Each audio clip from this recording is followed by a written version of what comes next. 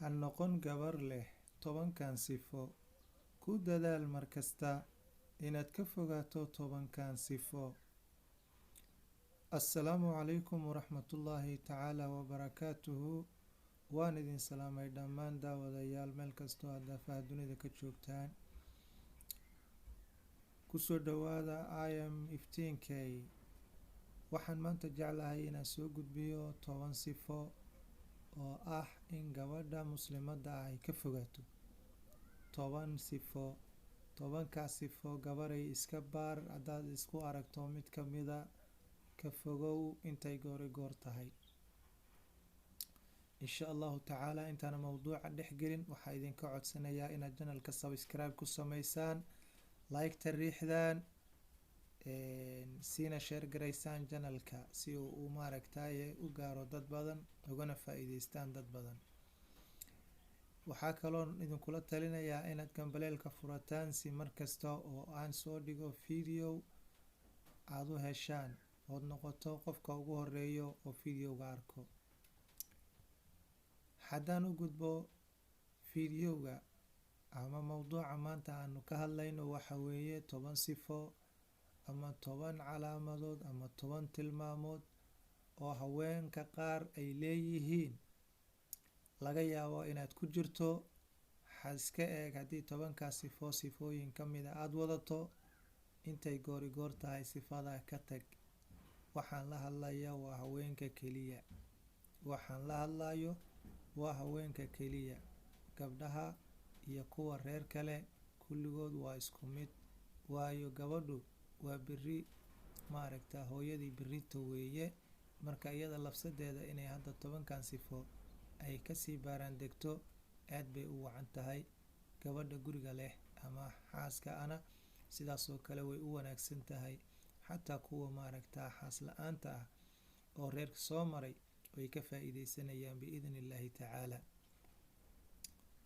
sifada koowaad waxa weeye 10ka sifo. sifada koowaad waxa weeye sheegato ha noqonin. sheegato ha noqonin. madaxa ay xanuunayo, lugaha ay xanuunayo, dhabarka ay xanuunayo, caloosha ay xanuunayso, maxoga ay kala go-aan, madaxa ay wareerayo. sheegashada faraha badan walaal waa lagugu nacayaa. runtaan kuu sheegayaa, ha sheeganin. yacni xanuunkaaga allah subxaanahu watacaala u bandhigo. haddaa xanuunsan tahay ilaahu icaafidhe. si koobanna dadka waa ugu sheegi kartaa, laakiin mar walbo inaad tiraahdo meeshana la iga hayaa laguguma jeclaanayo. aniga runtaan kuu sheegayaa walaal, arrintaa iska ilaali. sifada haddaad leedahay sheegashada badan ka fogow. midda labaad waxa weeye inaad noqoto qof hilowsan mar walbo. maxaa laga wadaa? waxaa laga wadaa adiga oo reer leh oo reer dhisatay oo reerkaagii la joogo inaad mar walba tiraahdo alla aabahey, alla hooyadey, alla reerkanagiyaan u xiisay, alla reerkaasaan rabaa, alla xaggaan rabaa, alla magaalo heblaan rabaa.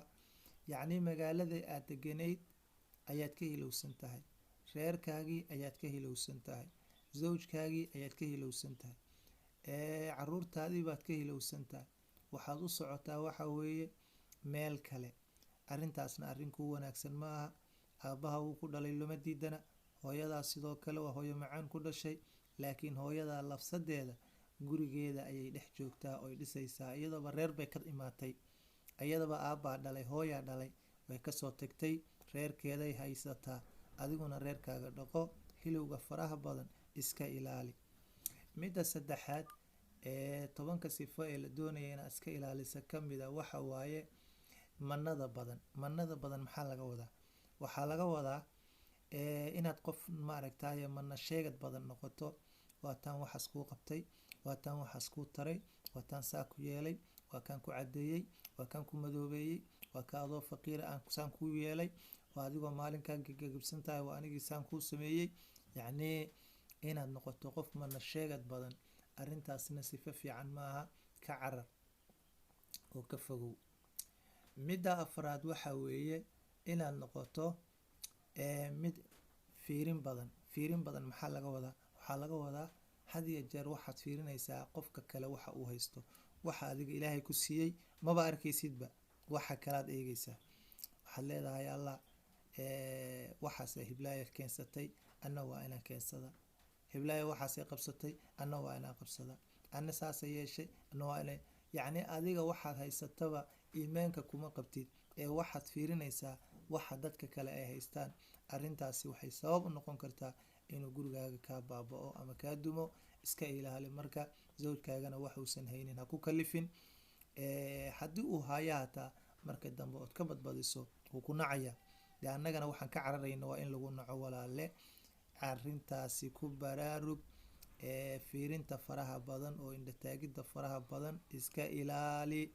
waxa ilaahay ku siiyey alxamdulilaahi dhee, gurigaaga eeg laakiin guryaha dadka ha eegin.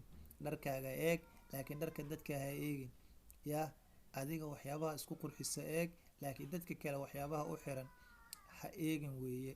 sidaasaan kugula talinayaa. midda afraad waxa weeye inaadan noqonin gabar ama islaan ayada un muuqaalkeeda bes ah u cajabiyey. maxaa laga wadaa? waxaa laga wadaa maanta dhan muraayadaad hortaagan tahay, wejigaaga, lugahaaga, maaragtaye jirkaaga, waxaana daawanaysaa maanta dhan. arrintaasi arrin wanaagsan ma aha. lama diidanaa inaad shakligaaga ka warqabto, muuqaalkaaga inaad ka warqabto ood isqurxiso, lama diidana. laakiin wixii inuu caado kuu noqdo ka badbadiso oo zawjkaaga iyo guriga dhex fadhiyo adiga maanta o dhan muraayada hortaagan tahay oo caruurtaadiyo ba-ayaan inaad maanta o dhan adigana meelaha saas aad isu fiirfiirinayso oo adiga aad iscajabiso oo adiguna aad isku mashquulsan tahay. arrintaasi arrin wanaagsan ma aha, ka fogow insha allahu tacaala. sifada lixaad waxa weeye inaadan noqonin islaan hadal badan. hadalka faraha badan ma fiicno, maxaa yeele marka dambe wuxuu ku geyn karaa meel xun. meel xun ayuu kaa tuuri karaa. hadalka faraha badan marka iska ilaali. had iyo jeer inaad hadasho ood adiga noqoto qofka la dhageysanayo, oo zawjkaaga u maaragta adiga ku dhageysto, oo caruurta adiga ku dhageystaan, oo dadka oo dhan adiga un aad buuqayso maanta o dhan adiga un maaragtay aad qaylinayso. arrinta arrin wanaagsan ma aha, iska ilaali. midda toddobaad eed iska ilaalinayso waxa weeye inaad noqoto araajo. araajo maxaa laga wadaa? yacni nafsadaadii waad ilowday, caruurtaadii waad ilowday, gurigaagii waad ilowday, waxaad dan ka leedahay ma jirto. yah caruurtaadii waa baaba-san yihiin, gurigaagii waa isku dhex daadsan yahay oo isku dhex yaacsan yahay.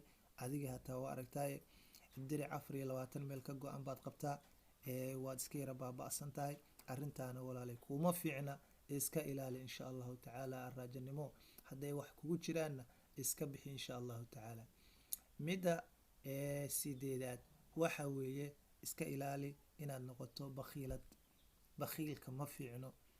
yacni adiga oo guri ku nool oo zawjkaagi la nool oo hal reer isku ah, haddana inaad bakhiilad noqoto waa arrin laga fiican yahay. haddii wax kusoo galaan zawjkaaga sii, waayo asagabuu ku masruufaa, waxbuu ku siiyaa. had iyo jeer waa qofka u taagan inuu adiga wax kuu qabto. marka isagii inaad wax kala bakhaysho, arrintaasi arrin fiican ma aha. bakhiilnimada ha la iska ilaaliyo.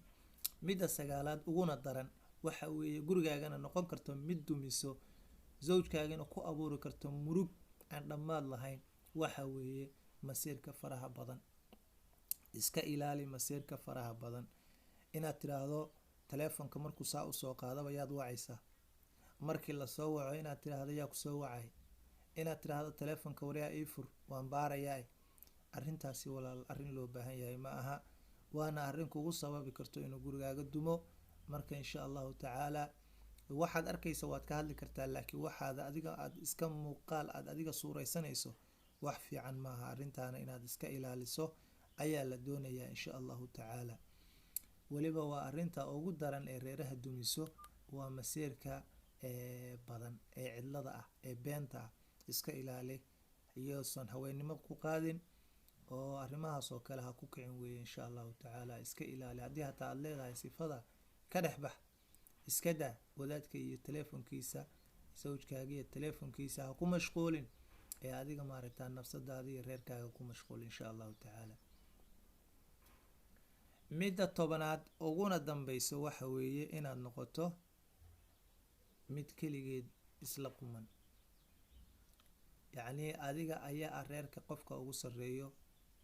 haddii hadal noqoto adaa ugu sarreeya, hadday ficil noqoto adiga ayaa ficilkaaga ugu sarreeya, haddii ay maaragtay ay noqoto si walbaba adiga ayaa isla qaalan, adiga ayaa isla sarreyso.